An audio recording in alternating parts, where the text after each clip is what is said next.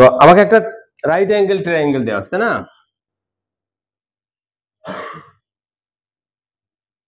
এর ভিতরে একটা বর্গ আঁকা হয়েছে, বলছে এই বর্গের ক্ষেত্রফল কত, রং করা অংশের ক্ষেত্রফল কত। তো এই রাইট অ্যাঙ্গেল ট্রায়াঙ্গেলে আমার তিনটে বাহুর দৈর্ঘ্য দেওয়া আছে 5, 3, 4, ঠিক আছে। এই কোণটা সমকোণ, এর ভিতরে একটা বর্গ আঁকা হয়েছে যে এইটা, এই বর্গের ক্ষেত্রফল বের করতে। তার মানে আমার বর্গের বাহুর দৈর্ঘ্য দরকার, বাহুর দৈর্ঘ্য পাইলে আমি ক্ষেত্রফলটা পেয়ে যাব, ঠিক আছে। আমি বর্গের বাহুর দৈর্ঘ্য মনে করলাম এক্স, বাহুর দৈর্ঘ্য এক্স, এই এক্স এর ভ্যালুটা বের করতে পারলে আমি ক্ষেত্রফলটা পেয়ে যাব। এখন দেখো, মনে করি এখানে এস টি আর পি এই বিন্দুগুলোতে ছেদ করেছে, এস টি আর পি বিন্দুতে ছেদ করেছে, ঠিক আছে। এখন এখানে কয়টা ত্রিভুজ হয়েছে না, অনেকগুলো ত্রিভুজ হয়েছে। একটা ত্রিভুজ তো এটা রাইট অ্যাঙ্গেল, বাকিগুলো কি রাইট অ্যাঙ্গেল কিনা বলো তো? এটা রাইট অ্যাঙ্গেল, এটাও রাইট অ্যাঙ্গেল, সবগুলো ত্রিভুজ কিন্তু রাইট অ্যাঙ্গেল ট্রায়াঙ্গেল, ঠিক কিনা? এটা কিন্তু সবগুলো ত্রিভুজ কি সদৃশ্যকোণী হয়েছে? হয়নি, সবগুলো কিন্তু রাইট অ্যাঙ্গেল ট্রায়াঙ্গেল মানে এবং সিমিলার। কেন সিমিলার হয়েছে দেখো, আমি জাস্ট ফার্স্টে একটা ধরি, এই যে বড় ত্রিভুজটা এবিসি এবং আর টি সি, এই কোণটা সমকোণ, এই কোণটা কমান। দুইটা কোণ যদি সমান হয় তাহলে কি হয়? সদৃশ্যকোণী হয়। দুইটা কোণ সমান হলে সদৃশ্যকোণী হয়। আবার যখন এই ত্রিভুজটা ধরবা এবং এই বড় ত্রিভুজটা ধরবা, এর এই কোণটা সমকোণ, এই কোণটা সমকোণ, এই কোণটা কমান, তার মানে এরাও কিন্তু সদৃশ্যকোণী। আমার তিনটা ত্রিভুজই পরস্পর সদৃশ্যকোণী। কোনটা কোনটা? এ বি সি আর T C A S P, A S P পরস্পর সদৃশ্য।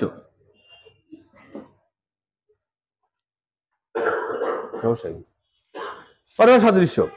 এখন আমার তো ভ্যালু বের করতে হবে এক্স এর, ঠিক না? এখানে একটা জিনিস চিন্তা করো যে আমি যখন দুটো ত্রিভুজ নিই, মনে করো এ বি সি এবং এই ত্রিভুজটা যখন নিব, তাহলে এ বি সি ত্রিভুজ ও ত্রিভুজ আর টি সি এ কোন বাহুর অনুপাত সমান সমান কোণের বিপরীত বাহুর অনুপাত সমান, সমান সমান কোণের বিপরীত বাহুর অনুপাত সমান। তার মানে আমি যদি এই এক্সটাকে নিতে চাই, তার মানে এই কোণটার অনুপাত ধরতে হবে না। এই কোণের এগেইনস্টে বড় ত্রিভুজের কোণটা 3, ছোট ত্রিভুজের x, এই কোণ বিসি মানে 4, 4 বাই এই কোণে এই কোণের বিপরীত হচ্ছে আরসি, যে কোণটা লেখা যাবে। এটা বুঝো কিনা দেখো, বা 3RC = 4x, বুঝছো কিনা? 3RC = 4x, অতএব RC = 4x/3। আমি এটুকু মান পেলাম 4x/3। সেটাও বুঝছো কিনা? অনুপাত দিয়ে আমার মেইন টার্গেট হচ্ছে আমি এইটুকু যদি মানে যে কোনো এই অংশের আমি প্রতিটা অংশ বের করব, তাহলে আমার এখানে টোটালটা 5 দেওয়া আছে, আর এইটুকু পেলাম 4x/3, আর এইটুকু কত পাবো সেটা বের করতে হবে। এখন এই দুটো ত্রিভুজের ক্ষেত্রে, বড় ত্রিভুজ এবং এই ছোট ত্রিভুজের ক্ষেত্রে আমরা আরেকটা অনুপাত দিয়ে বাকিটা বের করতে পারি। তাহলে আমার ত্রিভুজ হচ্ছে এ বি সি ত্রিভুজ ও এ এস পি ত্রিভুজ, এ এস পি ত্রিভুজ এ এস পি ত্রিভুজে এই ত্রিভুজে কি পাবো বলো? তাহলে ফার্স্টের জন্য মনে করো এই কোণটা, এই কমান কোণটা, কমান কোণের বিপরীত, বড় কোণের বিপরীত হচ্ছে বিসি। বিসি মানে 4/x ইকুয়াল টু, আমার এই বাহুটা দরকার, তার মানে এই কোণটা, এই কোণটার বড় ত্রিভুজের কোন কোণ, যদি এই কোণটা কমান তাহলে এই কোণ, এই কোণের বিপরীত হচ্ছে এটা 3/AP,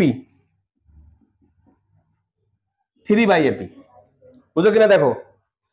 সমান সমান কোণের বিপরীত বাহুর অনুপাত সমান, বা 4AP ইকুয়াল টু 3x, বা AB ইকুয়াল টু 3x/4। এখন এ একটা ভ্যালু পেলাম, এ একটা ভ্যালু পেলাম, এবং এইটুকুই x মিলে কত 5। অঙ্কটা কিন্তু সিম্পল অঙ্ক, একদম সাশ্রয়ী চিন্তা করতে পারি, ইজিলি আমরা করতে পারবো। এই অংশটা পেয়েছি, এই অংশটা পেয়েছি, আর এটা তো x, তিনটে যোগফল কত হবে 5, তাই তো? তাহলে আমার এখন পাবো কি, তাহলে 4x/3 plus x plus 3x/4 equal to 5। Clear?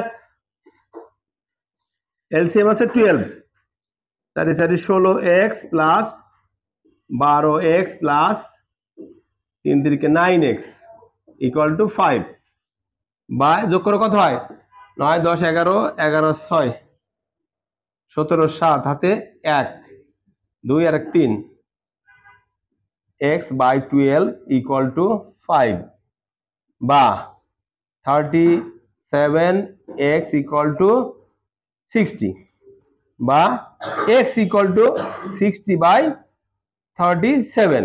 এই যে ভ্যালুটা পেলাম, তাহলে এর স্কয়ার কত পেয়ে যাবো, এর স্কয়ার করলে কিন্তু আমার অ্যান্সারটা পেয়ে যাবো।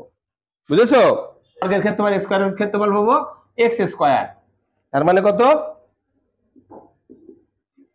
এরিয়া ইকুয়াল টু 60/37 এর স্কয়ার। কত হয় বলো? 1379। এটাই তো, এটা কিন্তু আমার অ্যান্সার পেয়ে গেছে। ওকে, বুঝছো? সবাই বুঝেছো? ওকে, থ্যাংক ইউ।